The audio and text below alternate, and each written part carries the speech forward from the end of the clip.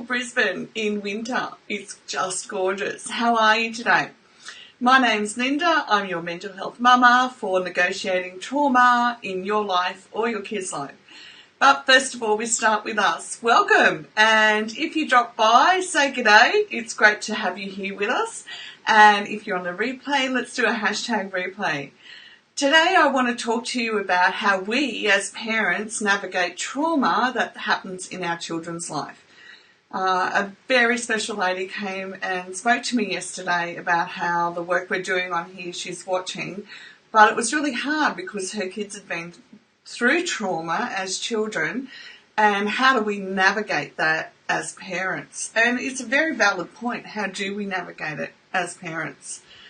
Having been there myself, and having to navigate different forms of trauma with my children, I know that one of the first things we need to do is recreate a place of safety at home. So one of the things that you're going to need to do as a parent is create routines. And even if you're a parent whose children are adults, and living out of home, and then you've got grandchildren coming, you can still create that space of safety in your own home for your grandchildren as well. So don't ever give up and think, well, that's past, I lost my chance, because we as parents can do that. We definitely put guilt trips on ourselves when we don't need to, because when you create a safe space in your own home, then they're going to feel comfortable coming more and more often, aren't they? So that's what you want to do. The first step is create routines so that everybody knows what's happening. Anything that changes can be negotiated openly and honestly, and it creates the beginning of that feeling of safety, okay? You want to minimise stress at home, and that means that you can't be full on go, go, go, go, go all the time. You have to take a step back and go, where can I bring my heart into this and just learn to breathe, learn to relax, and learn to involve everybody, and especially as a mum, not believing that I have to do it all, okay? So you've got to minimise the stress for you and for your kids as well, which means managing your own stress, all right? And if you're getting help for your stress, depending on the age of your kid, it doesn't matter if you tell them that you're getting help for your stress, all right? Because then you make it aware that, one, you're getting help. So getting help is something that you're validating to your child that it's a normal thing to do, okay? And in this day and age, it has to become a chat at home that it is a normal thing, a healthy thing to do, to get help, to get answers that we don't have answers for yet. Because remember, there's always 20% of ourselves that we can't see, so we need to do life in community anyhow. And if your child has resisted going to a specialist to get help at this point in time, then what you're saying, the message you're giving them without even, hammering down on them is that, yeah, it's okay to get help, all right? When we do Parenthood Healthy, we do get help for things that we don't know what to do. And we do that with our business, okay? We can do that with life, with a life coach, but we also need to do it with trauma in our lives as well. Speak of the future and make plans. And what this does for the child is let them know that you can see a future, there is a future, and it comes back to creating a routine. And, even if you mark off days on the calendar until the event, so if they're really young, try and keep it within, 5-7 days max so that they can see. Remember as a kid, you count down how many sleeps, okay? And again, you can do it with your grandchildren too, even if it's one sleep, and you're giving them a very real, tangible way to count days and understand today, and we're here today. And it's healthy for them, okay, to come back into the now instead of having their brain caught on the trauma. So essentially what you're doing on the outer is helping them retrain their brain not to react or respond to the trauma, okay? And we can do that in ways that don't even have to cost a lot of money. It means that we have to put the effort in as parents to help our kids and support them, that okay, the brain in its, prehistoric format wants to hold on to the trauma, but we can teach our kids that we don't have to hold on to the trauma, okay? And part of that is making plans. And you, as their mum, as their parent, can see when they're ready to extend how long you make the planning, okay? So in the beginning, make the plans for a few days and talk to them. Don't hold on to it in your own heart either. Talk to your children. Okay, how about we do this on this day? And see, when you're doing things like that, making a plan, you're also giving yourself permission to go, right, let's take this one day at a time, all right? And you're also giving the child structure and saying, right, if we do this structure, so we have a structure in the morning and a structure in the afternoon of what happens at what time, etc., you're actually teaching them some self-discipline as well.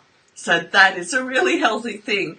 And say, if we do this for 3 days, 3 to 5 days, so you can even use the school week, right, you and I are going to go out for coffee or hot milk, whatever age span it is.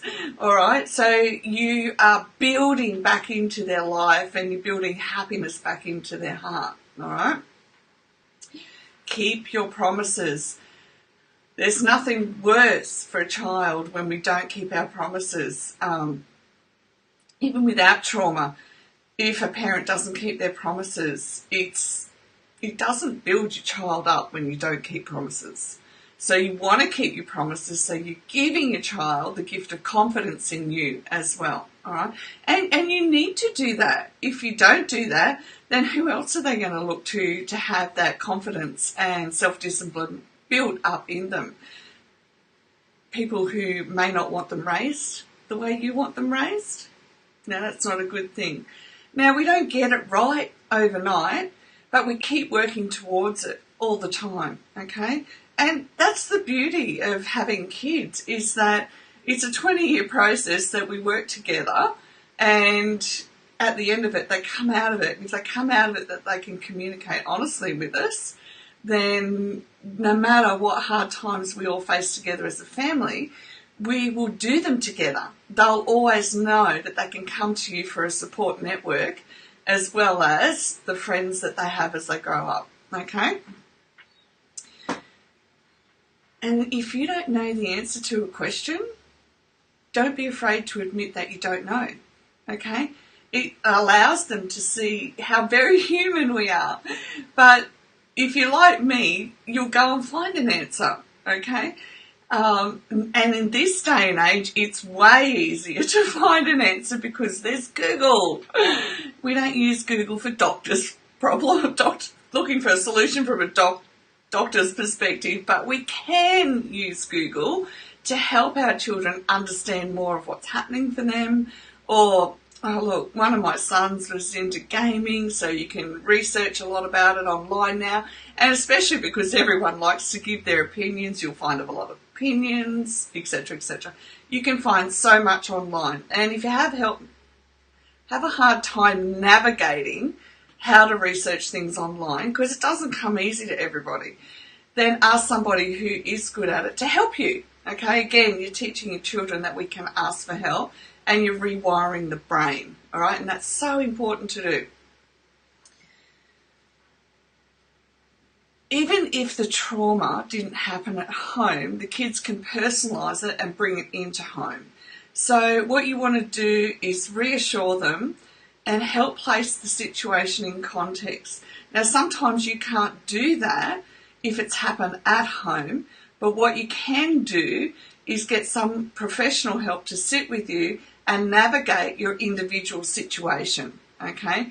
It's very important that it is personalised, because we can cover generalisations. Anyone can cover generalisations on the internet, but we need a personalised approach for whatever the trauma is that's happened, for your own personal family dynamics as well. Remember, every family that walks out the front door in the morning has a different dynamic, not just because of what's on the outside, but what's happening internally. Okay, I hope that helps give you some ideas about what you can do and the necessity of doing these things to help our kids through trauma, and it will help our adult children too to develop more confidence in us when we can do these. All right, thanks for your questions. If you have any comments or anything you need, hit the comments below and I'm happy to help. If you watch on YouTube, hit the subscribe button. And thank you for watching, and I'll be with you at the same time tomorrow. And bye for now.